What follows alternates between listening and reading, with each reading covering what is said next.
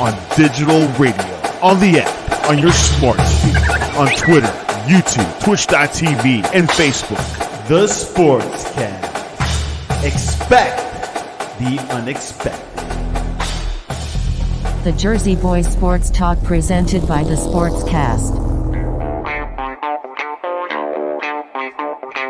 The Jersey Boys Sports Talk with Victor Arocho and Byron Jones. And here's your host, Victor Arocho.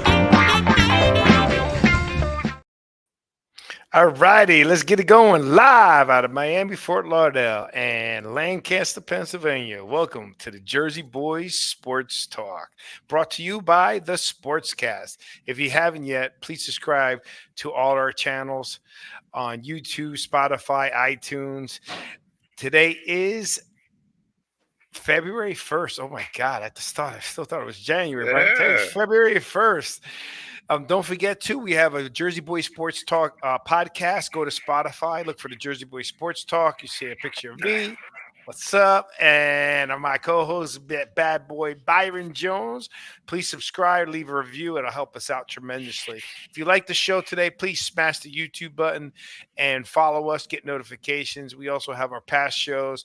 Today, we have an exciting show. We're going to get back into the playoffs, some of the thoughts, some of the things that are going on, some of the coaching changes, and we'll go from there. Other than that, let's get it on. Mr. Byron Jones, how are you doing today? I'm doing wonderful. It's a great day today. Every day is a great day. What makes today so great? Well, let's see. We started our little flag football thing with the little kids on Monday.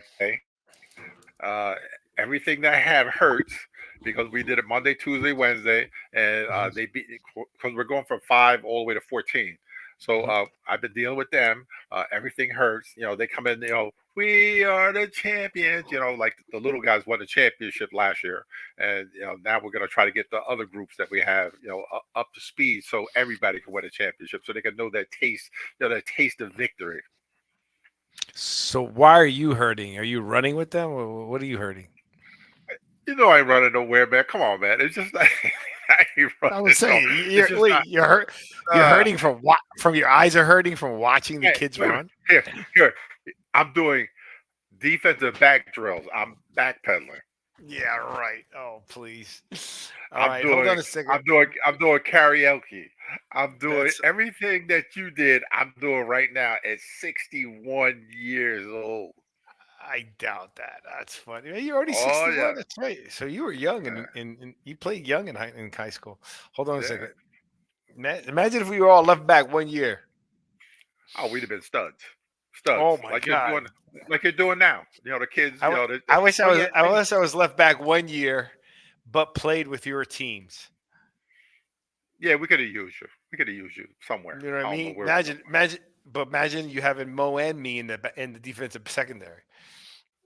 Well, we did have Glenn was one of our corners. So my God, and Glenn, yes, big corner, the first big shutdown corner. Yeah, he's a big corner. You had Mo at safety. Yeah, I probably could have played it. I could have played corner, or Mo would have played corner. I could have played safety, and I would have played. I forgot about Glenn, and then with you, oh my God, we would have been deadly. Michael Jones, running back and linebacker. Mike would light you up, man. Yeah, I know. And you had Eddie Lopez. Wasn't Eddie Lopez playing with you guys too? He was the year before me. Year before. We had Mark Herelick. He was the year before me. Juan Polanco, who ended up going to Pitt, was a year before me. I'm just saying, if I was like your grade, but at your junior year. Oh yeah. We'd have been. We probably had a winning season. We were 3-6 that year, but we probably would have been a little bit better off here. Yeah, I just needed to. That's one thing we're known for, Perth Dam. We had great defenses. Always, we would light people up. Couldn't score. Yeah. That was the problem. My philosophy is it was because of they tried to put traditional offense on very athletic players. That doesn't work. We weren't as you know what I mean? Like we were the number one winning basketball team in the county for years. So you got to play basketball, football. You know what I mean? It had to be Yeah, but lightning speed. we did like back then. It wasn't like that. You figured what they ran. We ran a Delaware. They ran a wishbone. Some of the teams they ran an Right. I formation. As far as them run and shoot, and they didn't get run and shoot But until they got Stinson years later. yeah, but the run and shoot existed. It wasn't like it wasn't exist. What was his Nah, name? it Who didn't was the exist one? in the '70s when I played. Nah, it was wishbone, He didn't I play in the formation, and 70s. Delaware. He Yeah, played it in did. he played in the late 70s. All right, hold on a second. Let's bring one of our regular guest hosts, Mr. Alex Quirk, our uh, main Giant fan. Hold on a second. Welcome to this Jersey Boy Sportscast. How you doing, buddy? Doing great. It's not as cold as it's been in the past, and yeah, no, it's I don't know. That ice looks pretty cold. The yeah, ice looks got a cold, man. yeah. Supporting the Maine hockey team having their best year in like about 4 years, so I gotta rep my alum Is up it in Orono. is it the University of Maine? Yes, Oh, awesome. That's another opportunity I had. Shoot. Oh, So Tom, they welcome. said Tommy up there. Yeah, I know, that's and right. I was supposed to go with him. So welcome to the show, Alex. I'm glad to have you back. We got three miserable Giant fans on this show today, talking about other teams. So let's get into it now. So we got the playoffs coming up. Byron, you have a bunch of Giant stuff you want to talk I, about. So I, let's get into that first. and I'm sure Alex knows about this. Let's go over the new coaches that we have. We have Joel Thomas is a running back coach. We got him from Mhm. the Saints, so that's a new guy. We got And wait a second. When you name them, grade them. grade him. I don't know anything about this guy. You figure they had Kamara down there, so he has to be pretty good. If he had Alvin Kamara, so I'm Right. gonna just go with that. Uh, Okay. this is where I'm getting all excited. Carmen Brasilio, they got him from the Raiders, the offensive line coach. They have a Mhm. real coach. I've heard a lot of good things about this guy. The Raiders did have kind of a in the middle kind of offensive line, and it was a couple guys that like were like late round picks, 6 or 7 round picks, and free agents, and he worked with them, and he made because you figure they had Josh Jacobs, who was a rushing leader, a couple years ago, but that's a really good signing for us. Then let's get to what we don't have right now. We don't have a defensive coordinator. The one I thought they were going to get, Denard Wilson, is signing with Mhm. somebody else. Uh, that's when Wink left. Then Wink took his two buddies with him. The outside linebacker, we don't have one of those. We don't have a defensive assistant, which was the other brother that came with Wing. So they all left together. So that's a big old hole. They're still trying to fill it. They probably fill it by the time the Senior Bowl, which is going, which I did play in back in the day. The Senior Bowl is going on this week, so they'll probably sign somebody else. They signed a special teams coach. They got it from the Jets, Michael uh, G.H. O'Brien, or however you say this guy's name. He's the new special teams guy that they got from them. So those are our new coaches that we have, but we're still looking for a defensive coordinator, and Lord knows where they're going to scrape up one from. Alex, have you heard this lately that there's a lot of dissension with Brian Dable as far as him being a bad guy? Not a bad guy, but like blowing up at people, not accepting responsibility for some of the things that have happened. Have you heard that too lately? haven't heard of. I'm not saying that like I haven't heard like the reporting. It's just I haven't seen much of it. That doesn't shock me. It seemed like the season got off to a bad foot, and the team played hard, but there was always something just off the entire year. And I remember it started that first night, and I think it was what Dable had the birthday party the night before against the Yeah. Cowboys. It seemed like there's always just something been off, and I think it was last year really got to his head. He took a team that was 500 or worse and brought them to the playoffs in his first year, and I think he almost maybe grew a bit of an ego, perhaps. Because they were saying it like inside the building that he doesn't that the reason why a lot of the job that he didn't get earlier than this because of his temper. That he has a short fuse with stuff, and he has a tendency to blow up at the assistants. And some of the things that I've been reading is that uh, some coaches are being told not to want to sign with the Giants because of that reason that he might with the short temper that he has and not accepting blame for some of the stuff that's going on behind the scenes. And one could argue maybe the only not that he isn't qualified, but one of the reasons he got the job is because of his buddy from Buffalo, who is our current general manager. Yeah. Well, there's got to be. Well, look, there's got to be something to it because, you know, they play. You know, Alex, this is where I don't agree with you. They didn't seem energized. They didn't seem like they played with any sense of urgency. You know, I just something's wrong, and we couldn't find it. And if these things are coming out about Dable now, you know, I hate going back and playing the coach after he was coach of the year. We were all excited about him. We have a bad year, they were just terrible. So I wasn't really blaming Dable, but if these things are coming out, then we got bigger issues, right? Everything you said, Byron, where does that lead us to in building what we've been talking about for 4 years, right, on this show? The line. Focus on the offensive line, period. Just focus on the offensive line. I mean, obviously we need a defense. There's no doubt. But we kind of had a defense. It was coming on and off, on and off. Wink, I don't think he's the right guy, but it was on and off.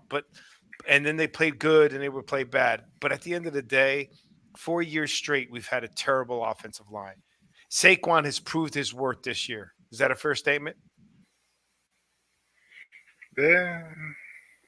Maybe not what he wants to make, but yes. But I mean, he's proved his worth, meaning he got less than he wanted, and he still performed. Yes, that's a win. He performed well.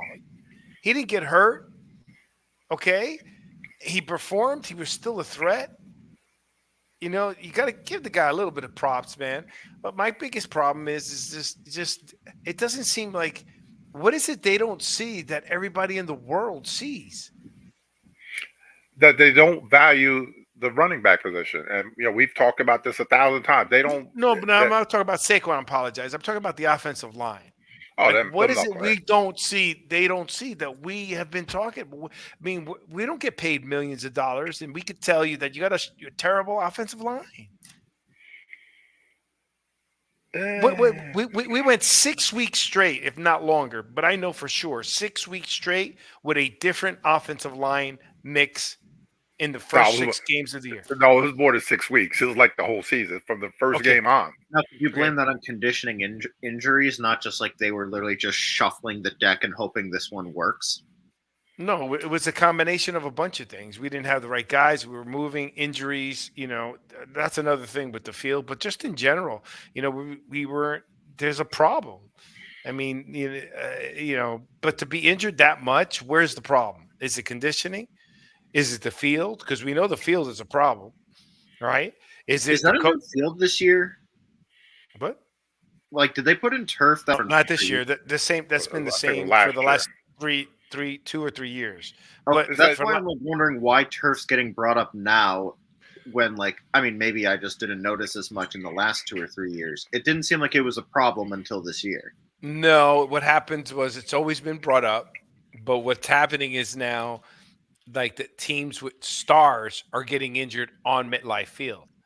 So we're becoming the FedEx Field. In other words, and you got 2 pro teams play there. So it's not like, it's not like you have one team, right, that only 8 games are going to be played. You got 16 games. Yep, but the only time they're using it is for those 2 teams. I can see if they play, the high school games there, college games, and all this other stuff. Those 2 are pretty much the only one, that play there, because the Jets, facilities up Florida Park or wherever it is, and the Giants right outside, the stadium right there. So they're not really messing around in, the field until game day. It's just the bad field. What else can you say about it? Yeah, but think about it. Over the last years, we've had every wide receiver having some hamstring problem, and then there's at least 5 to 8 opposing teams players, whether playing against the Jets or the Giants, had season-ending injuries on MetLife Stadium. That's a problem. Okay. Is it all systemic going all the way to the top with the Maras, just not caring? No, it's Ronnie Barnes has been the athletic trainer for about 30 years. It's been the same guy. He's in the Giants Ring of Honor, whatever it's called up there. But it's the same guy has been the trainer for decades. So maybe it's him too. As far as maybe you need to do new stuff. Instead of doing the same old stuff that you've been. I'm not pointing a finger at the guy, but maybe you just need a fresh set of eyes. As far as conditioning and training is going on. Remember, but he has no bearing on the opposing team's players getting injured. Yeah, I know, but I'm talking about the Giants guy. I'm just saying No, as far I as got it. I would agree that groin have him on as an injuries, advisor. hamstrings, and that kind of stuff. Huh? I'm sorry. What's that, Alex? I'm like maybe have him as an advisor, but I would agree you can't have this unless the guy is somehow able to keep up with the times. And from what Byron's implying, he may not be. That you gotta clean house. You really gotta change things up. Because if it's not the personnel, because they keep changing out the coaches, it's conditioning. If it's not conditioning, then I don't know. Well, But remember, with conditioning. But then you go to scouting, right? You have a lot of family members are involved in the scouting department, with the Giants and have been for decades. As long as I can remember, they've always had a family member or some player that was there 1,000 years, and maybe they need to get away from having a family member, as far as being in the scouting process, because it really isn't working out. As far as and we're talking about linemen. As far as linemen, we've picked, since 2015, 11 linemen. Going back to Eric Flowers and all these other guys that we've picked, for the last 10 years, and the only one that's worked out is Andrew Thomas. One guy, one out of about 11, over the last 10 years. We're giving up on who's the center we drafted this year? John Michael Smits. Is that the one from Minnesota? Yeah, he's pretty good. He's not bad. I'll say it's sort of but the jury's kind of still out on him in the sense of he had a good year, but he could flop, kind of thing. And let's bring up the other guy, Evan Neal. We might as well talk about him. This poor guy, he had to have ankle surgery. They found out, during close toward the end of the season that he had some kind of problem with his ankle. And they just fixed it at the end of the season. So we don't know, not for me to know, but during the course of does this affect him playing? The fact that his ankle was all jacked up and he tried to play through it. They didn't figure it out until they got an X-ray to do them. Oh man, this guy's got like a chipped bone, in his ankle, and he's 6'7", 335 pounds. He's huge, and maybe that affects his play. That he has something going on with his ankle. Or maybe it's just that bad, but it's just little things like that are going on that they need to work on. He's also not worried about the hamburger flippers that are in the stands booing him. By the way, that too. Committing the cardinal sin of calling your fans poor or just unintelligent. Always a great sign. Yeah, that's not good. I was trying to look up how many starting linemen. I couldn't find any information. It's a lot. I mean, what? Justin Hughes showed up 2/3 of the way through the season after quote unquote being on his couch. he was at home chilling home. He was chilling. And next he comes in. And next he's the best lineman they got. But that's what we're talking about the line. That's what they need. They need that veteran present, free agency or wherever somewhere that the guy that is a guy, teach these other young guys, how to be a pro. Andrew Thomas, you're good to go with him. He's one of the top, 5. But they need that veteran guy, a guard or tackle, during free agency that to mold these guys, because the offensive line is they're like a gang or like a group together, and that way, hey, did you see this on film? Did you see this on film? Did you see this?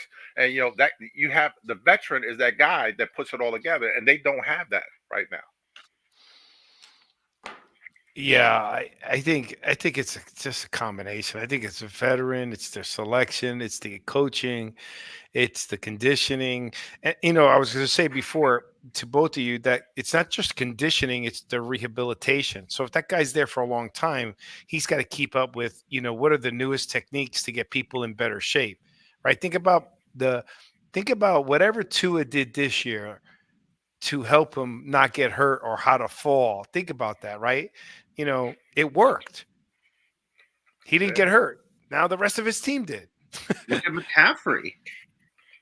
I mean, he got tweaked for a minute, but overall for McCaffrey, this was a very successful not getting injured season, really, compared to the last how many years. That guy is he's got to be like probably 1% body fat, solid rock. Because I mean, at 210 pounds to run like he runs, to get hit like he gets hit, I mean, that's a tough dude. I mean, he's like that. That movie. What was the movie with Bruce Willis, Broken or Unbreakable or something? Right. Where nothing could hurt him, because think about it, McCaffrey's not your average size running back. No, he's not a big guy at all. At all, he's not a big guy. He's as big as a defensive back. But it also helps that he has a better than average offensive line. Yeah, but his yards after getting hit is above average. You know what I mean? Like, he doesn't. It's not like just the line opens up a hole and he just runs. That dude just runs and runs and gets extra yards as he gets hit. Yeah, but how many times during the course of a game have you watched him get blown up in the backfield? Not very often. Not too often. That's true. Saquon, as soon as he gets the ball, he gets blown up back there. That's the difference. Blown up. Yeah, but Saquon is also like 30-something pounds more heavier. Yeah, he's a bigger back, but he also has the 32nd ranked offensive line the last 2, 3, 4 years. Well, that goes back to the offensive line. I mean, if you're ranked there, I mean, think about what I just said. How can these guys not see what the whole world is seeing? And then how do you not see it? Forget about the world. How do you not see it when the rankings come out and you're 32 out of 32? Like, you're not going to win without an offensive line. It's not a team playing today is not successful without a good offensive line. Is that a fair statement? One could argue, yes. I mean, who has a raggedy line that's in the Super Bowl? Who had a raggedy line that was in the playoffs? Let's think about this real quick. Remember when Kansas City played Tampa Bay, and Patrick Mahomes ran for about 500 yards, run around circles, them chase him all over the place. What did Kansas City do the next year? They went out and drafted center.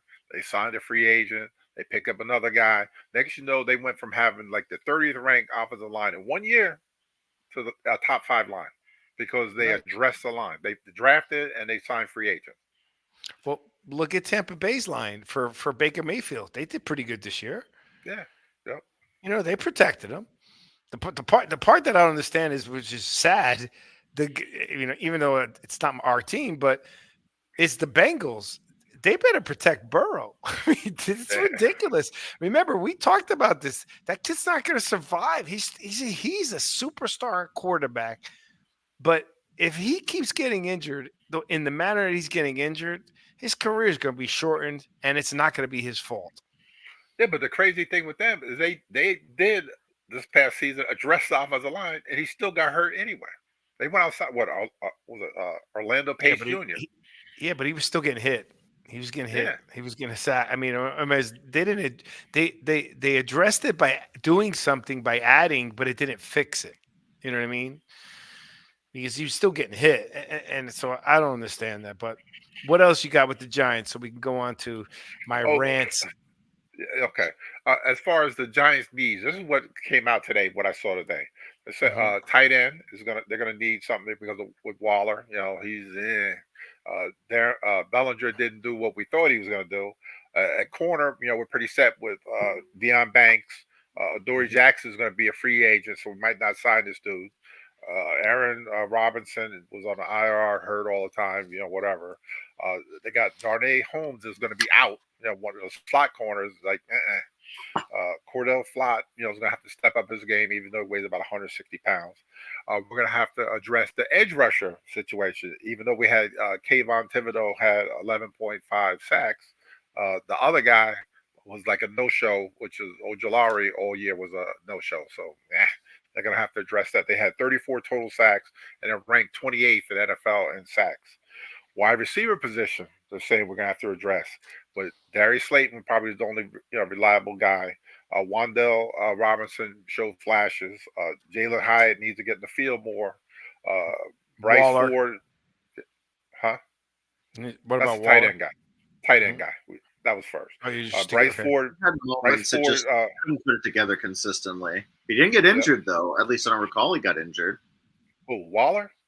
Waller, did he? Oh, he was hurt all the time, man. He was hurt a lot. More like hurting, but he wasn't like out for like weeks on weeks with like whatever, right? It was usually the hamstring, which we've talked about again. Oh my God! Yeah, Okay, Byron. Okay, yes. Okay, you keep talking. I'm gonna go look at one of your spreadsheets. You're freaking me out here. I'm gonna go look at one of your old spreadsheets, right? That we had. Remember when we had like 16 receivers, and out of the 16, like half of them were injured, and next to them we put hamstring. I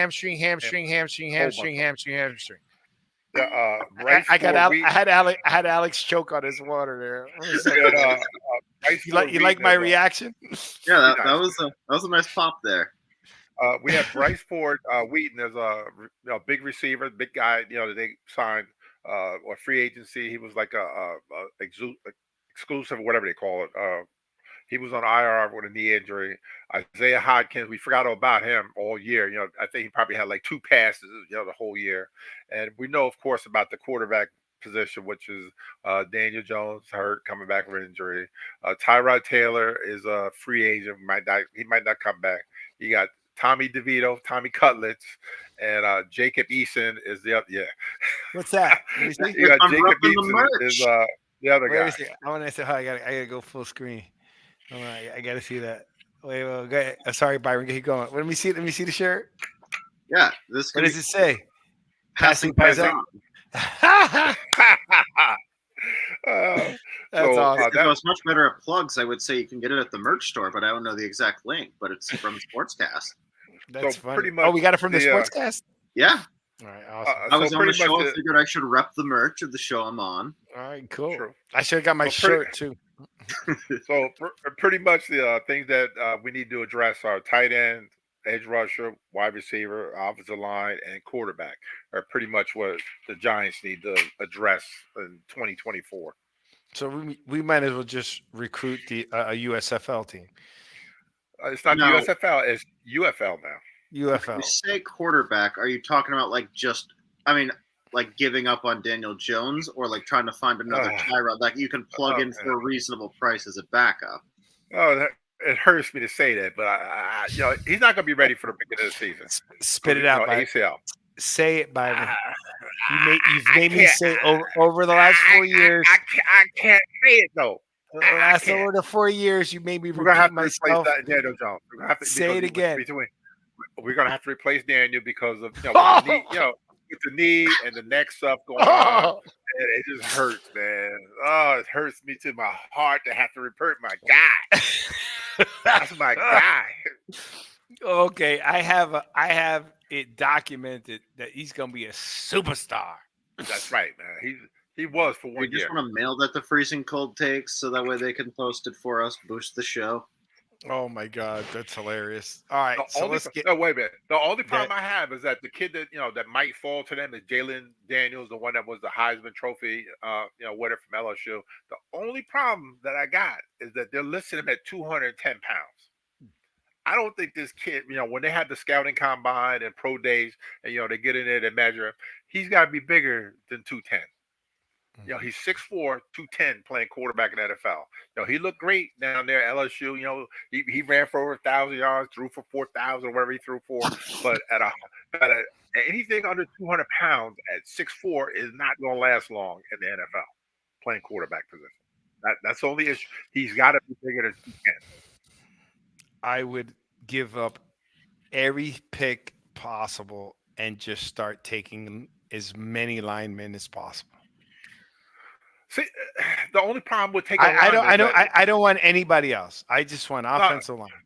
The problem with that is that because they're number 6, as far as their pick. The top ranked offensive lineman is Joe Alt, the kid from Notre Dame, and then there's a Penn State kid. They're both left tackles. So the same issue is going to come up with like with Evan Neal. Evan Neal was a left tackle at Alabama. They figured they could switch him to the right side, even though he played it at LSU. And we've seen how that works out. So now you're going to invest a top 10 pick and pick another one to replace him on the right side. I would trade my 6th-round pick for more picks to get more linemen. And maybe it'll be key to see how draft night pans out because, I mean, we're assuming most likely some combination of Caleb Williams, Drake May, and I'm forgetting the third quarterback who's like in that really top, like Daniels. Daniels. Like, we'll see how those all, because we don't know what the Patriots are going to do. Don't care about a quarterback. I don't care about a quarterback. Well, no, that's not what I'm saying. But what I mean is depending on how, like, the top 3 teams, the Bears, Commanders, and Patriots, and then I'm trying to remember who else is up there. I think the Bears are after us, if I recall. Because the Giants could back out a couple picks knowing someone's like, oh, my God, Jaden Daniels just fell to 6. I need to move up now. Right. So remember when I freaked out, Byron, when we traded the 11th round draft pick? You saw my face. Like, what? Okay. Was that the year we drafted Tony? Are you talking about that one? Probably. I don't know. All I know is that I would get. You notice that we're going to talk about the carrot, but I would just, here. Who wants a 7th, 6th round back pick? Give me a couple more picks so I can pick more linemen. Go down and get linemen. That trade got really lucky, though. We just so happened the Bears continued to be the Bears that turned into, I think, the 6th pick, which I think is when we took Evan Neal. Because that was where I know they wanted Devonta Smith. The Eagles swooped in, pun intended, and took him right in front of us. So then we traded back because we're like, well, we're not going to take Tony at 11.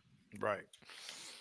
All right. Well, let's get into the real deal. It's already half time to show. I'm done. I can't take any more misery. I'm starting to pull a hamstring, and I'm sitting. Really, man. Sounds like you need a good conditioning coach there, Victor. I need something. Not a good one in Florida. I'm pulling a hamstring sitting down. You can hire Ronnie Barnes with the Giants. Get that guy. He's been there like 30 years. You'll be all right. All right, so let's go to the games. All right, let's start off with the Detroit Lions and San Francisco. All right, so Byron, congratulations to the Detroit Lions for making it to the championship game. Winning 2 games in a row was back in the Eisenhower presidency. Winning 3 games in a row would have changed like the course of like time. And we always were talking about their defense. I thought the defense played well during the playoffs. I think they folded against the 49ers. What are your thoughts, Byron? Because that was, you and the Wilson. Congratulations to you and the Wilson family, Jones. They did well. Hey, I would be if I was a Detroit Lion fan, I'd be proud to where they got to. Let's say between what's the running back? Gibbs fumbling. The wide receiver missing 2 passes, past when the 4th round, 4th down. I think it was Josh Reynolds. Yeah, that guy. And then my man, Go For It Dan, even though, he had a lot of success during the whole year, as far as going on 4th on 4th. But when you get to that point, sometimes you got to take the points. But then you figure the kicker they had, when you looked at his statistics as far as kicking from, I think from 48, 45, yards or whatever out. No good. Now I sit there when I saw that, I was like, oh, no wonder this guy goes for it so much. Because most likely this dude is gonna, 50-50 shot, pretty much with him making a kick.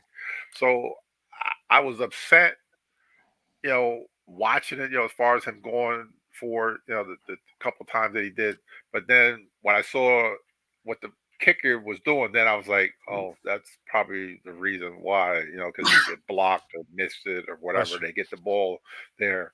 But yeah, I thought they were going to run them out the building, in the first half. But for some reason, the 49ers made adjustments, and that was all she wrote.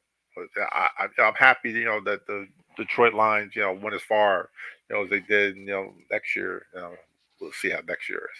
I think they're going to be a pretty good team. I think Dan once you get that experience, you got that far. I think that team believes, right? They believe in Dan Campbell. I think they now know they can do it. I think Goff is very young. He's a young quarterback. They got the run game. They need to, get that defense playing more consistent, right? And I think Detroit will be all right. You know what I mean? Now I got a little bit better belief in them than I did going into the season. I'm happy to see what they did. Alex, And they did lose their coordinator. Came back, Bobby Johnson. he That's came right. back. Johnson did. Yeah, he didn't pick Washington or anyone. It was truly the Dan Campbell special, and I feel like when we saw that against the Cowboys, that was sort of a preview, but like a little bit different scale. But like the part that shocked me was he took the points at the end of the first half. That's the part that like no one's talking about. It's like, yeah, what he did in the second half when it started to fall apart. But it was like I remember thinking, okay, it's 14-3 or something. It's like he's probably going to go for it because they were in like inside the 10. Nope, he took the points. I'm like, oh, okay. I think he understands the gravity of the game. And then the third quarter one is the one that stands out to me. They were up by 14 points. They could have. I mean, I know again you're taking a gamble with the kicker. They should have just tried. What's the worst that's going to happen? The ball is in the exact same spot regardless, but maybe you get 3 more points. I get if they make it, it looks great. It was just got to take the points, man. Well, here's something that's interesting. This game was, 34-31. Obviously, it was a close game, but they dominated. It was 24-7 at halftime. It was shocking. Yeah, and then San Francisco put up 17 points in the third quarter, and then 10 points. So they put up 27 points in the second half versus their 24. But look at the total yards: 442 to Detroit, 413 San Francisco, 260 passing Detroit, 258. This game was pretty much even. 182 rushing, 155. That's Detroit and 49ers. 6.1 per yard yard per play for Detroit, 6.3 for San Francisco. This was pretty much even all the way down. The San Francisco had the ball for maybe 5 minutes longer. Probably helped them there. Penalty yards weren't bad. Both teams allowed 2 sacks. There was 1 interception, but the 1 fumble for Detroit and no fumbles for San Francisco. That 1 fumble cost them. Did they score 7 off the points? That was right after San Francisco had scored, and then the fumble happened, and that's how San Francisco was able to march down the field, which I have to say, Brock Purdy, I was not familiar with all of his game. I did not know he had that kind of ability to just break out and run for 15, 20 yards. That was immaculate for what I would. Again, I've only seen how many 49er games in full. I did not know he had that in him. Yeah, and look, people say, oh, the fumble, but San Francisco's got a good defense. They look to make takeaways. It's not like you should be surprised that they got a fumble. They're a good defense. They're not playing as good as they have been. Yeah, they're having a couple issues right now. You figure the only guy that's really playing lights out is Nick Bosa. Fred Warner and Greenlaw. But as far as the other guy, the other side, Chase Young is not playing at all. There's all kind of reports with them. They're going to limit him. as He's disappointing, man. Because they're saying he's just trying to do the splash play. He's trying to, as far as not holding up for the run. Because there was one time where he got manhandled. When they did, and that was one of the ways they were running to, with the Detroit Lions. And he's was the second player picked or whatever he was, and he's not even close, to what he should be doing. And maybe he's believing the hype or whatever. But yeah, supposedly they're going to be limited, as far as how much he's going to really play, in the Super Bowl. I swear that happened back in Washington too. He was getting limited time for. It's a really bizarre case study for the former number 2 pick, which doesn't mean number 2 means they're going to be great, but I thought he was going to be an exceptional defensive lineman, and now it's just he is just an anomaly. I can't even make heads or tails of it. Yeah, he's lucky he's going to a Super Bowl by being traded. That's the bottom line. He's getting a check for going to the Super Bowl, and he's lucky he's going to the Super Bowl. So before Byron jumps in on this, so Alex, based on what you've seen Purdy do over the last 2 years, he gets him to the Super Bowl. Could have got to the Super Bowl, but he gets injured. We don't know, right? Do you consider him a fraud? Would you call him a fraud? Brock Purdy? No, I would not consider him a fraud. Now, I will say it does benefit from being in the Kyle Shanahan system because we have seen what other quarterbacks do. I'm not, but who knows what he could be elsewhere. I think Purdy is talented, but I think he also benefits from who he plays for. But you wouldn't call him a fraud. I would not label him a fraud at this time. I'm going to like do a cop-out answer. Like, no, at this very moment on what's today, February 1st, 2024, he is not a fraud. Byron and Joey Bag of Donuts, our dear friend, called him a fraud last week, and Byron still hasn't called him a fraud. Come on, Byron, the brother. He came back. He did a great job. Him running the ball saved that game. That's not a system. That's not in the system. The system isn't for him to break loose and run for first downs. Yeah, you don't think they told him, if it's not open, go ahead and take off and run. You don't think he's being told to do that? Come on, Byron, you're trained to do that. You're trained. If it's man to man and you got nothing open and you see a seam, you take off. It's quarterback 101. So no, they didn't tell him. Number one. Matter of fact, wait. Hold that thought for the next game. That's all I got to say. Just hold that. Good. You got it. Okay. You got it. But right now we're talking about this game. So let's talk about this game. I'm just hold it. Okay, good. So that's one. Number two, okay, system quarterback. We talked about Trey Lance. Trey Lance didn't even play for Dan. He didn't fit in the system. Okay. The next thing, I do believe he benefits playing for Shanahan. I think he benefits for having the talent that he has around him.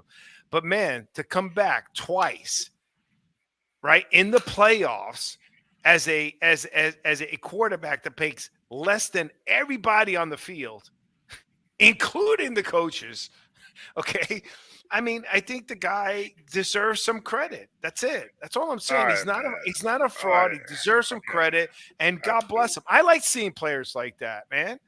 And number one. And then the other thing is he's not a fraud. Okay. The other thing is when you say a system quarterback, okay, I do believe that there's some degree. To me, the true system quarterbacks were the people that came out of the University of Florida with Spurrier, right? Those University of Florida quarterbacks did not make it into the pros, and they were lighting people up in the college ranks when Spurrier was there. They were pure. All the championships he had, none of them really did well in the pros. Okay, but they were system quarterbacks and putting up massive points. I don't believe that a system quarterback is right. A system quarterback, which you could plug and play a quarterback in, isn't designed to come from behind. Like, you don't build a system so we're behind. You build a system to be consistent, run it the way it is. But if you're behind, that system goes right out of the way. Now you got to adjust. He came back behind for 2 playoff games. Alex? I was saying, I'm trying to think how I mean, I'm not calling him a system quarterback. I'm saying that I think Kyle Shanahan has a great system for QBs. I think that's almost where, again, kind of like breaking down the framing there. Because, you're right. I think of also, Ohio State, prominent system QB school, because look at all the guys they pumped through in the 2010s, which amounted to none of them, I think. Well, who was the one? C.J. Stroud. I forgot about. Well, that's nowadays. I was thinking when they had Cardell Jones, Braxton Miller, etc. They were pumping them out left and right, all those Heisman winners, etc. But no, I mean, I love the 49ers have been scrappy, and they haven't been making it easy on themselves. But it's better to have these adversarial games now than perhaps in the Super Bowl. Who knows what that game's going to be like? Which is what makes it very exciting for me. I like this matchup. And Purdy has only cost them one game that I remember, and that's the game they got blown out by the Ravens. Right? So he hasn't really hurt them. You know what I mean? They were, if I recall, that was when San Francisco was at their most injured. McCaffrey had a minor injury. I think Debo or Ayuk was out. A lot of guys. He threw they 3 were really or 4. earlier.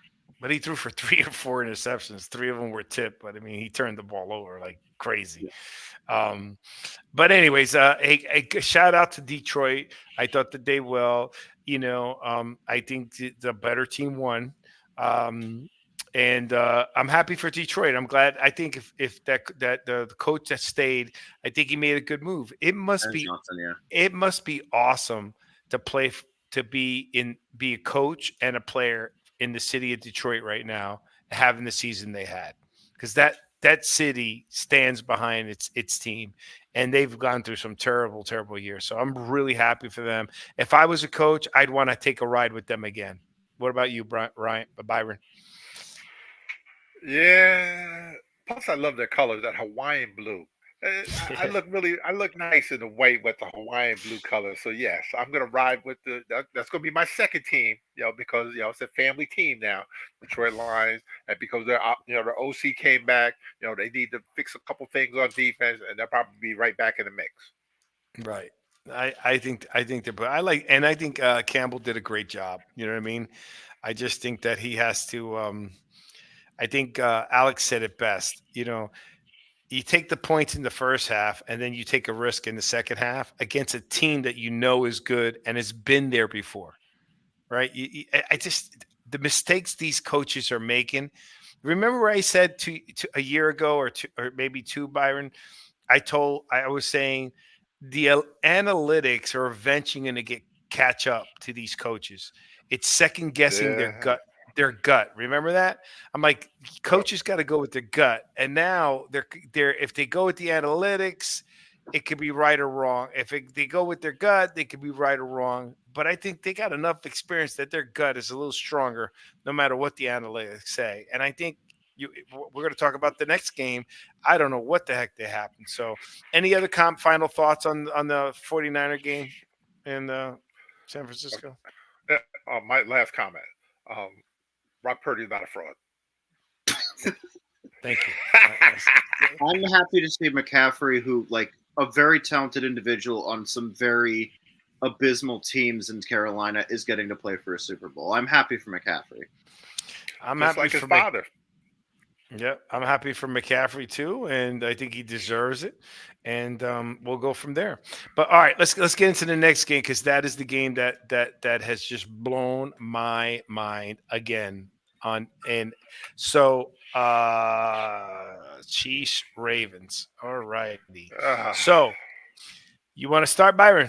What were your thoughts on that game? Why do you think that game was lost? If you had to blame somebody for the loss of that game, who would you blame? Todd Monken, the offensive coordinator. How is it that you have the number one ranked rushing team in the whole NFL? You run the ball with the running backs 6 times. Six. Six. And then you have a running quarterback. So pretty much the Chiefs did lock up the receivers. How did it happen with the ones they have? I'm surprised. But okay. They're going man to man coverage. Um, have your quarterback, who's a runner, take off. Take off. And then the other thing that happened is that how, and I'm gonna use my word, how the Chiefs were the first time they had the ball, uh, smacked the Ravens right in the upside the head, because the Ravens were supposed to be the bully.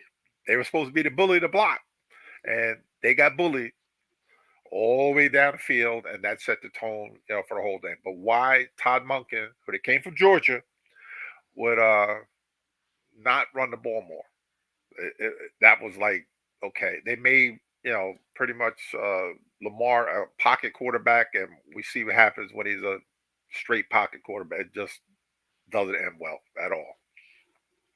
No. I feel like he saw that first drive where they I think it may have been a 3-and-out. I don't remember the exact scenario, but the Ravens got the ball first, did nothing with it, and punted, and that kind of set the tone for, all right, we can't do that. We're just going to immediately panic and just try to throw the ball. Yeah. I would agree everything what Byron said. Number one is, how do you run the ball only 6 times? How is that possible? What were you thinking? They weren't. Why would you change your entire game plan? You had a successful season. You were crushing teams. And that's number one. Number two, I've always said you can't go into the game hoping your quarterback gets 100 yards. But when you're in the playoffs and you have a Lamar Jackson, he needs to run. He needs to run. Do something. I am. Look, I don't have a dog, a horse in the race. So who wins didn't win, but I like Lamar Jackson, and I think this is probably was one of his best shots of getting to the Super Bowl and winning. Look, Byron, we talked about it all year. He finally has receivers. Didn't we say that during the year? All year. He All year. finally has receivers, right? He's got receivers now. He has a really good defense. Okay, this is what happens. Baltimore's won 2 Super Bowls without often with a quarterback like him, like no quarterback that's really, really a superstar, an MVP type quarterback. No, well, he's the MVP. The other guys weren't. Right. That's my point.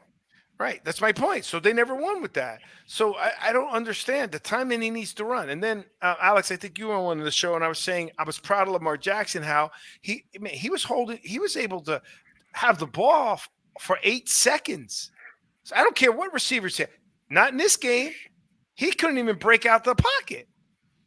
They had a great scheme against him, number one. And number two, of course they did. He would drop back all the time. That was just – I feel bad for Lamar. And then the other thing is, honestly, they talked about it all game. Romo was saying it all game. Lamar was off on a lot of his passes. He was had an interception. Then he had an interception. He was off on a lot of his passes. I mean, he's got to show up in these big games to get these MVPs. I mean, you get in these MVPs, and this times, Byron, you've thrown at me. Wasn't he MVP? Wasn't he MVP? Well, yeah, and it's deservedly so. But man, at what point are you going to show up when it counts?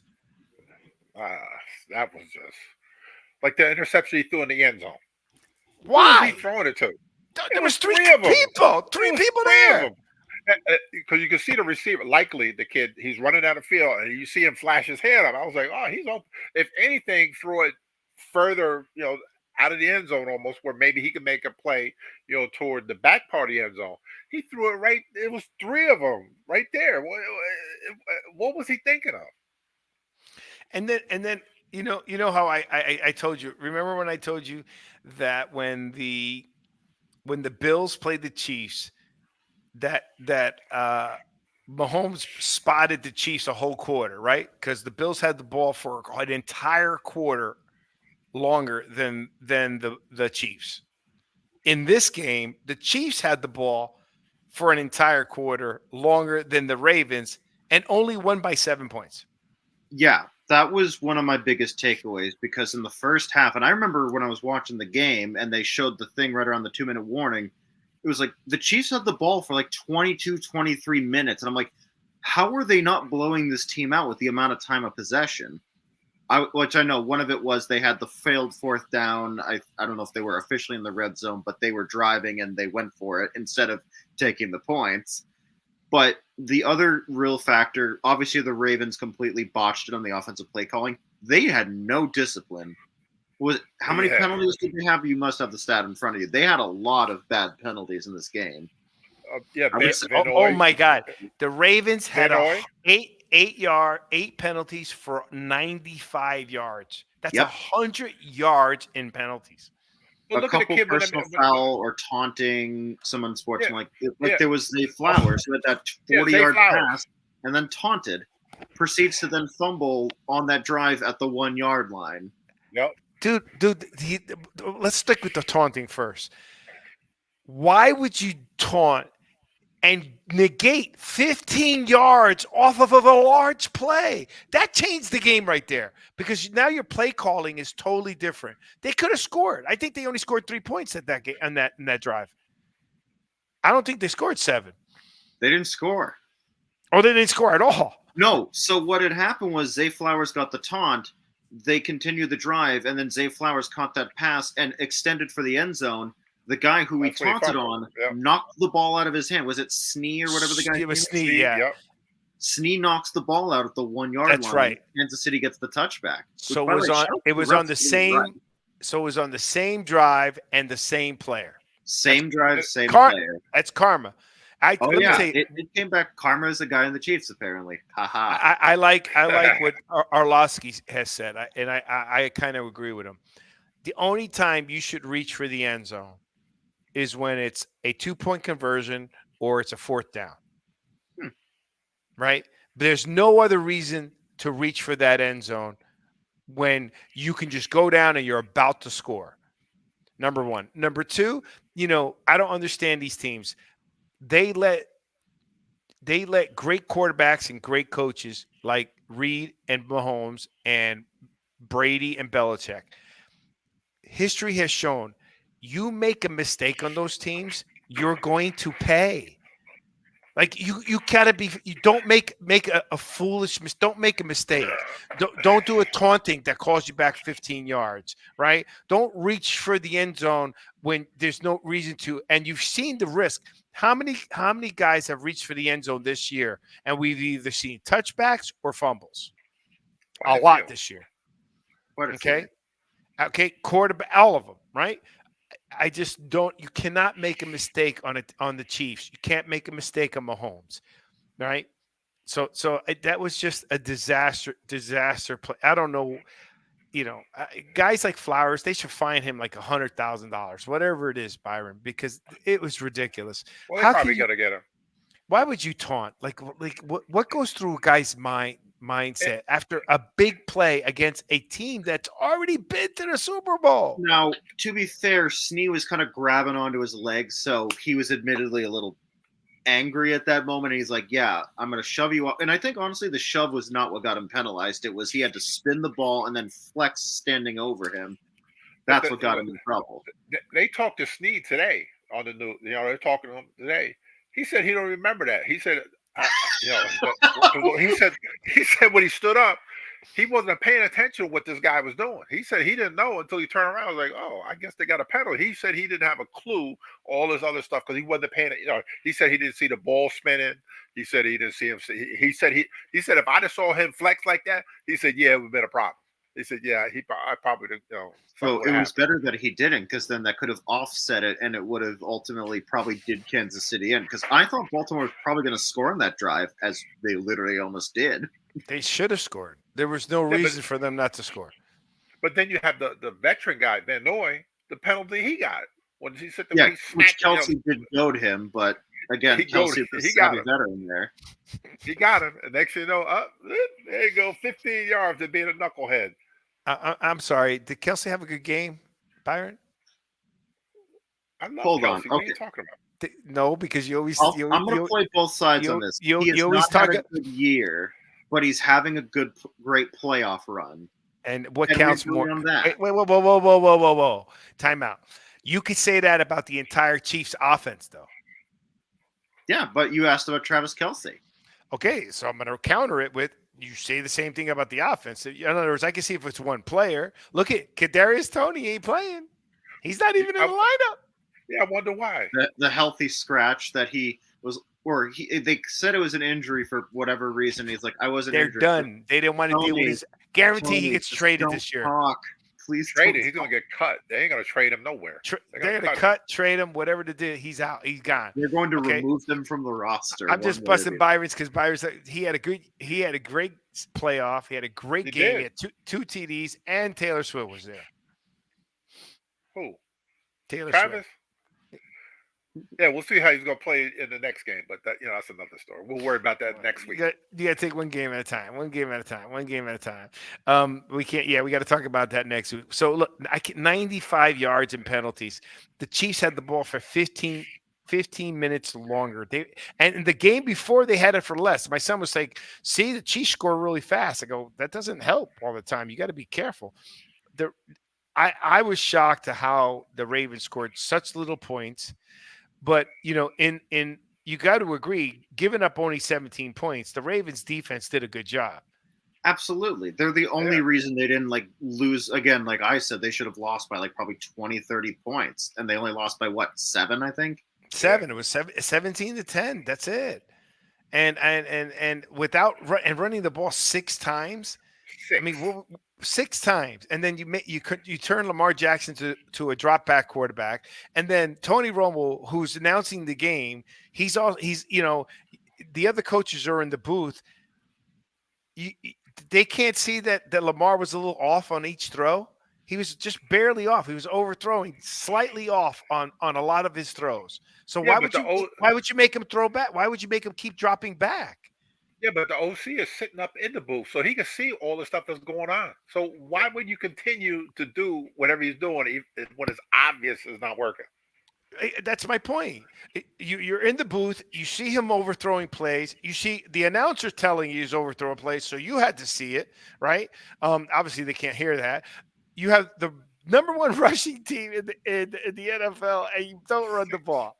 Six. Okay, so that's a coaching piece, and then there's a part where Lamar has to take some ownership, right? Because you got to agree that he's an MVP, not just because of Lamar, but because of his, no, but this year he's an MVP because of his team, right? Because of his receivers, right? And let me ask you a question, Byron. See what your thought. They believe that what may have hurt them is that Andrews came back and they try to fit him too much into the game plan instead of easing him in when he. Yeah, but they really didn't throw a lot of passes to him. What I saw, it seemed like he was trying to get it. Like it was a couple plays where he threw it deep to Bateman, and then OBJ. He tried to throw it down there. He was trying to force the ball, down the field because I guess in his mind, they need to speed it up because they weren't getting that many touches with the ball. But what I saw with Andrews, he really didn't try to force the ball to him a lot. I don't know how many catches. He didn't have many. I don't think he had many catches. He had 2 catches for 15 yards. Flowers had 5 for 115, and Odell Beckham had 3 for 22. I would love to. They don't show targets. I would like. You got Bateman is the other receiver. What was that? Lively is that rookie tight end that was pretty good. The one that when he threw the ball, and they intercepted, he's been really good for them when Andrews hasn't been playing. And how many times did you target him besides that one knucklehead play that he threw? I'm just trying to find targets. I can't find targets. Are you on the NFL's website or ESPN? Because I think ESPN's good about him the box score. Go to ESPN. All right, let me go to ESPN because that's interesting. I want to see. Oh, Sam just got there. Who are you looking for targets? The Ravens? I'm looking for targets for Andrews and targets for Odell Beckham. 2 seconds. It wasn't Odell was enough. targeted 6 times. Andrews was only targeted twice, according to stats. I didn't hear it again. Say that again. Odell was 6, Andrews 2 for targets. Okay. How do you target Odell Beckham only 6 times? Because he's covered.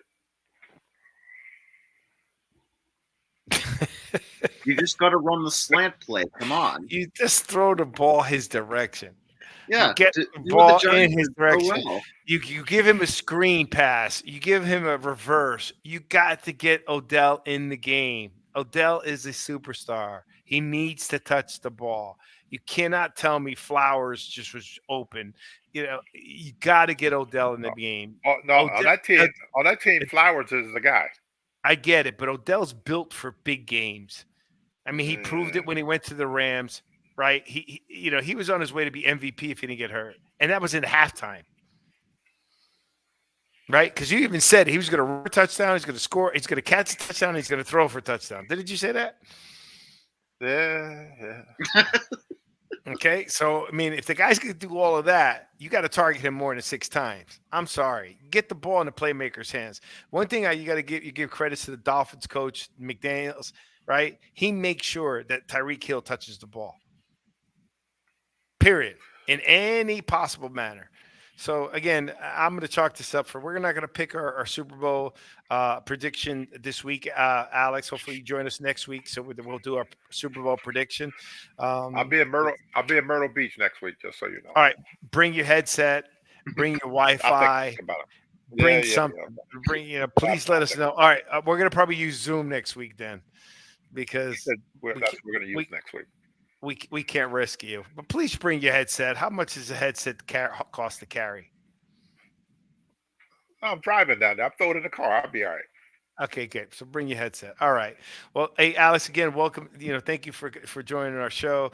Interesting week. Freeze! Wait a minute. What's up? Dan Quinn got a job. Washington. No way. He took the Washington job? Yeah, he wants a job. Oh, so all the jobs are filled now. All of them are filled. Wait, who took Seattle? Mike McDonald. He was the defensive coordinator for the Ravens. Oh, yeah. That's right. And then, so Dan quit. Oh, my God. That's a bad.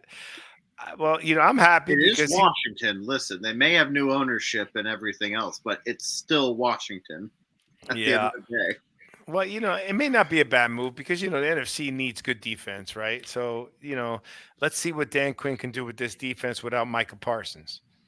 Right? Now we're going to see the true test, because remember, he doesn't have Diggs either. Diggs will be back next year, right?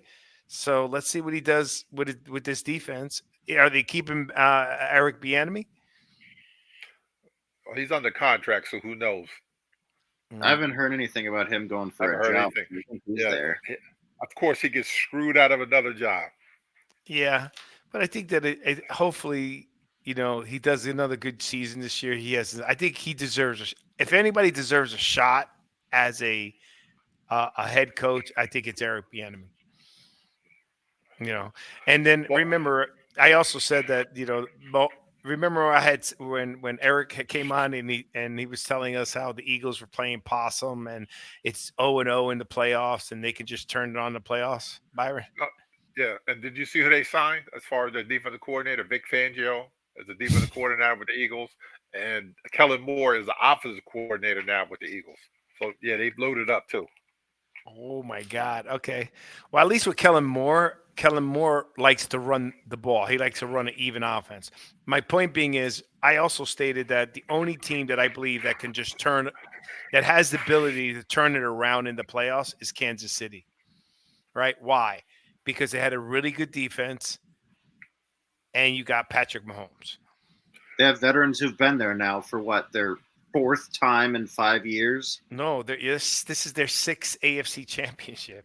Well, I meant like the Super Bowl, I should say. Oh yeah, the Super Bowl. They've been there. This is their fourth time.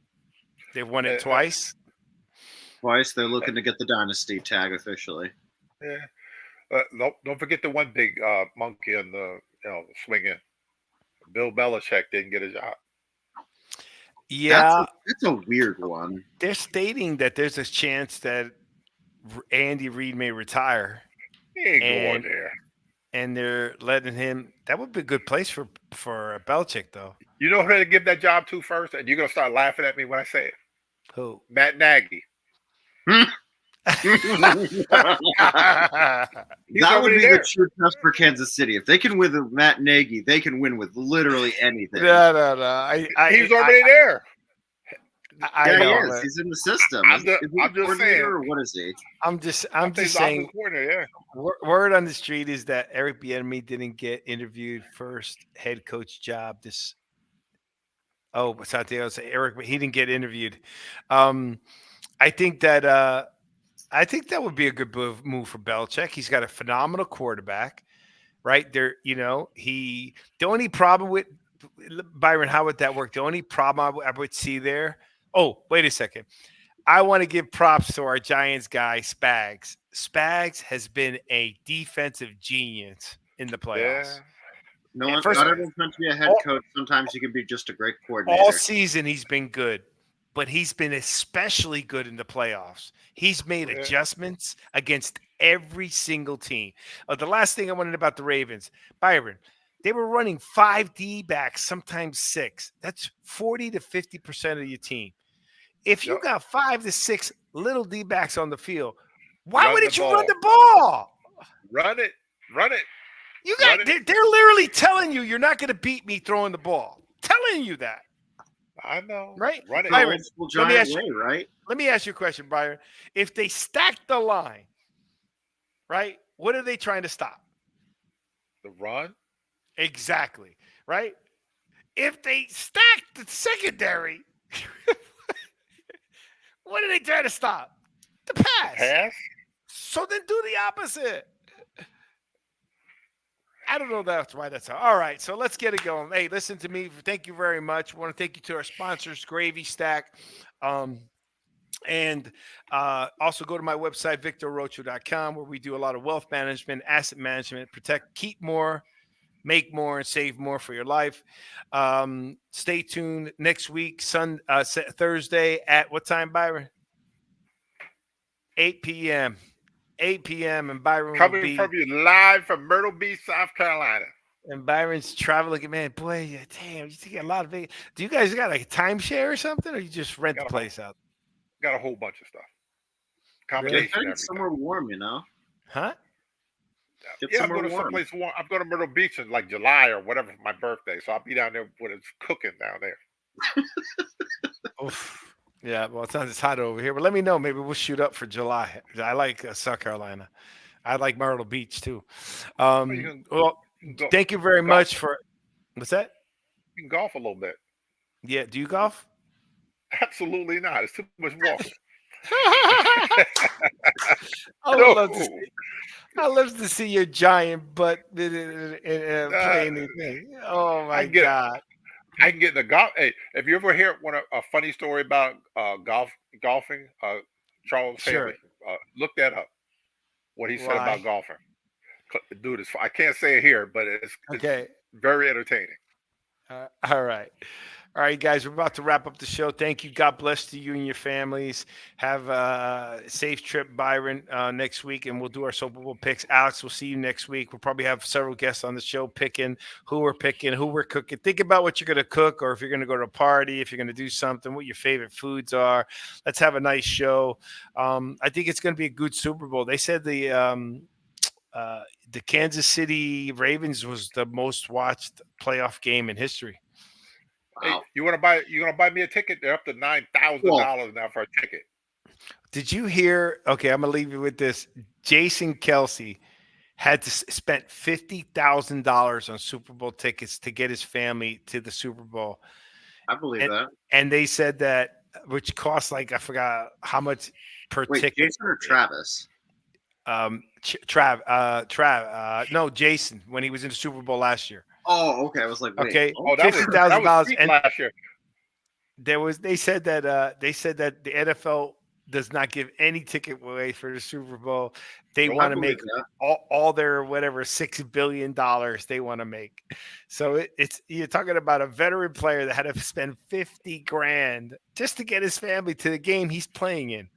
That doesn't sound like a bad price, depending on how many family members we're talking about. Like $50,000 doesn't sound terrible for what the Super Bowl tickets can cost. I think the 50. How much are the tickets now going for? $9,100 right now. Okay, so I think he had like 11 family members, which isn't a lot. So less than $5,000 a head. That's not bad. Okay, so I don't know any family members I love that much. I'm gonna spend $5,000 for it to take off. That's a lot of money. That's a lot of money. You know, $5,000 per ticket is a lot of money, and maybe it's a little less. But I just know that it was within the range of 6, 7, 11,000, maybe 11,000. I don't know, because he got him good seats, right? So I don't understand whose box it is. Whose box is Taylor Swift in then? Probably the NFL. Donna Kelsey's. Oh yeah, because it's at Kansas City. So she's. Oh no, but she was in the box in the Ravens game, right? So they had to buy a box. It's going to be her box because she has unlimited money. She's going to be flying a private jet from Japan where she'll be performing the day before. She'll be there. Yeah, but if she's going to make it back, that's a long flight from Japan. Yeah, so like she's apparently has a concert Saturday night, which will be like Saturday morning by the time it ends. Then she'll get on a jet that I think that'll take 11, 12 hours. When you're flying in a private jet, it ain't that long. Yeah, it'll be like 10, 11 hours maximum. And And it's, it does that. it's a nicer 5,000 it's a nicer Fi- private jet than the NFL players fly in. 5,000 miles is still 5,000 miles. I don't care how much the jet costs. It's still the same distance. When you got a jet with a jacuzzi, a bath, a shower, Yo, they don't need all that stuff. food. I'm just telling you, bro. She's worth $1 billion. She's not gonna break a sweat. Flying. She'll be sleeping, in a king size seat that turns into a bed with like silk. So it ain't gonna She'll be the one who's hosting. She won't be in Goodell's. She won't be in the Kelseys or the Hunts box. She's gonna have her own in Allegiant. Like, I just know that. Yeah, and they're gonna be paid for it. Well, they're gonna be in her box. Exactly. Yeah, you'll have Brittany Mahomes and crew. That is so funny. All righty, so let's get ready to wrap this up. You guys have a great night, and we're going to start ending the show. God bless. Take care to your families. Here we go, baby.